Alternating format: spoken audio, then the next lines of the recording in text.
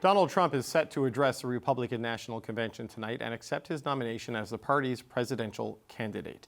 It will be his first public remark since Saturday's assassination attempt. The shooting has shaken America, and it has raised questions about the safety of elected officials here at home in Canada.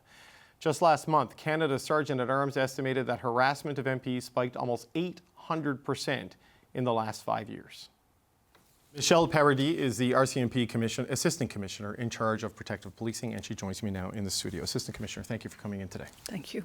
The RCMP issued a statement in the aftermath of the assassination attempt on Donald Trump, saying that they continue to work with local and international partners to share information and adapt where required. Has the RCMP had to make any changes in the wake of what happened in the U.S.? I think there's a heightened vigilance, but with any one of these assassinations, for example, former Japanese Prime Minister Abe, and the use of a 3D printed firearm has changed how we do training now, because the sound that it made when it fired wasn't a normal one that you would think. So every one of these, and unfortunately, leads to us re-examining how we deliver our service.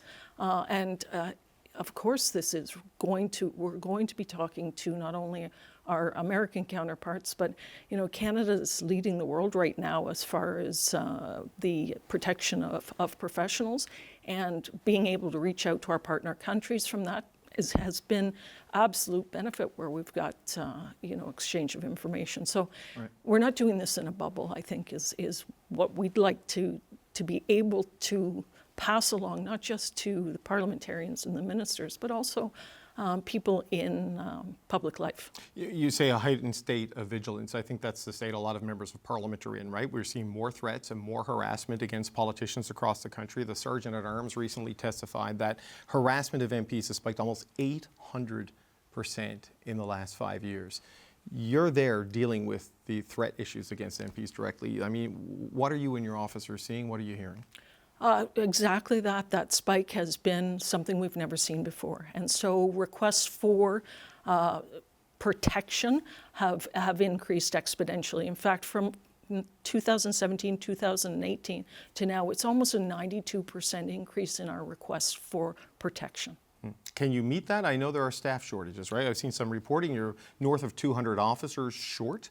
Threats are rising. Elections are coming. I mean, do you have the capacity to deal with it all? I think that's a bit of a misnomer. We're actually staffed almost pretty much fully. But what this number of 200 has come from has been a projection from our office, looking at what's coming in and what we can do, and where do we need to be in 5 years. We need to have an additional 235 minimum, with attrition, transfers, et cetera, et cetera. Okay, so is that a replacement, or is that you need to grow the people responsible for this by that number? That's exactly, we need to grow. And right now, our staff is stretched absolutely past. It's like an elastic band, it's about to snap. And that's just because of what we're seeing, the increase in threats. But never before in our history have we ever had a better time where, you mentioned the Sergeant-at-Arms. We're linked with them all the time. And in fact, we have a ministerial liaison team that works with the chief security officers, Sergeant-at-Arms, and meets with the ministers and their staff at least once a month to talk about any concerns. So we're hearing that, we're staying on top of it, and we're saying this is a shared responsibility. Please, if you have information, pass it along. That's an awful situation for a country to be in, isn't it? That the National Police Force needs to significantly grow its VIP protective services because of a surging trend of threats and harassment against public officials. I mean, as a citizen, that's an alarming thing to see. It's an alarming thing, but something that we're seeing right across the globe. We're not unique. I think Canada's still fairly civilized. The amount of threats that have the ability to be able to actually follow through is smaller, but the rhetoric around those comments that are awful but lawful is what concerns me. So, if you're a politician, you got into this, but your family doesn't need to be brought into that. And if you're not going to go to an event because you're starting to hear that, that has an effect on our democracy. So what we want to do is we want to keep people safe to be able to do their job and stay in politics. Okay, I want to talk a little bit more about that in just a second, but first I want to put some images up here on this monitor. This is something that happened in the last 24 hours. This is Immigration Minister Mark Miller's office. It was vandalized last night, windows smashed in, paint everywhere, black spray paint all over the walls when you get inside.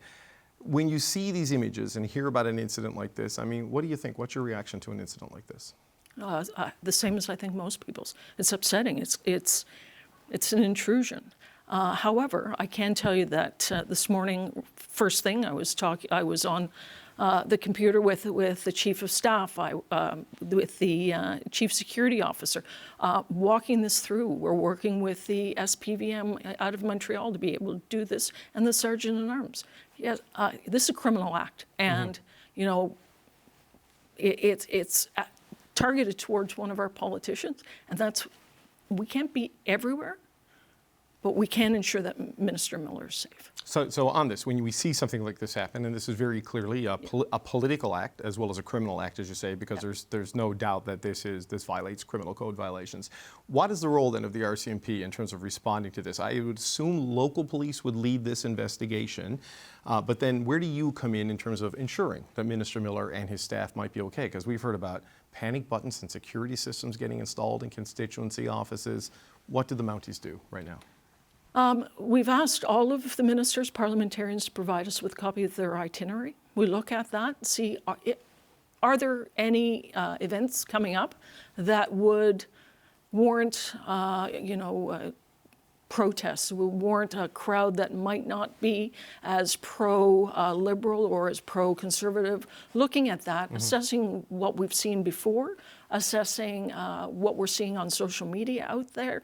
So all of that goes into our threat risk assessment to say, all right, we'll probably put some type of protective package on a minister, given it's a government announcement, given it's a fundraising. All of that goes into our threat risk. Okay, but this is a cabinet minister. We're seeing this with MPs. Yes. Right? You know, they don't have walk-in appointments anymore. Like this is if they start changing their behavior, not going to events, meeting less and less with their voters, this is a bad thing for democracy and a very difficult challenge for you because of the sheer number of people involved in politics and the full range of it.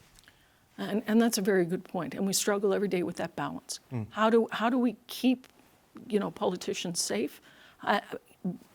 How do we then, incorporate the ability for free speech and protest? And then how do we incorporate the fact that everybody feels the right that they can go out, whether it's a minister and meet with who they need, whether it's an MP, whether, and the protesters feel. All of that's allowed. It's when it crosses that threshold of criminality that we work with police of jurisdiction all the time on this. This isn't just the Mounties. It's a constant and evolving, as well as a holistic view of the threat environment and landscape. I want to go back to the phrase you used a few moments ago about behavior being awful but lawful. Commissioner Mike Duhem has suggested maybe police need some new legal instruments that a lot of what happens doesn't rise to the criminal offense of uttering threats, and maybe there needs to be sort of a new charge to deal with some of these awful but lawful things. I know we want free speech, I know we want free assembly, but we also want politicians to be able to participate. Where are things on that? What's an example of something you'd like to have the ability to prosecute that you can't right now, or charge that you can't right now?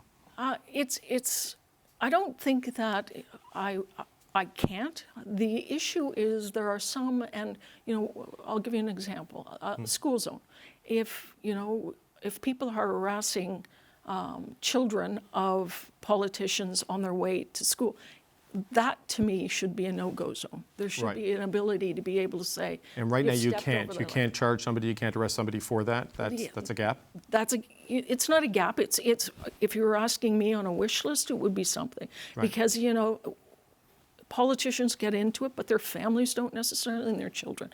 And when they cross the line with that, in my opinion, that's really, it's awful but lawful, but it's just about over the edge. I've got one last question. We go back to 2019. I remember the former clerk of the Privy Council, Michael Wernick, was testifying at a parliamentary committee, and he was very alarming in some of the thoughts he had about the state of politics and suggested he was afraid that someone might get shot in the election campaign that year. Now, that didn't happen in 2019. Things got pretty rough for the Prime Minister in particular in 2021. We've got another election coming up, a year to 18 months, in a pretty angry, volatile time. How concerned are you about the safety profile of the next election? Are you worried that Michael Warnick could be proven right? I can tell you we've already started planning. We've already started planning with the eyes of the world now, not the eyes of the world for the last election. We're looking to our British counterparts who've just had an election, a really snap election, and what did they find that they ramped up and what really worked and what didn't. So we're taking all of that in, we're assessing, we'll be providing all of the parties with security briefings as we go along, safety briefings, we're looking at training their drivers, all of this. We're looking out to reach out to police of jurisdiction to say, when the election comes, how are you going to be part and parcel of assisting us on this? So when I said earlier, this was a shared responsibility, it really is, but it's not one that we've ever stood still.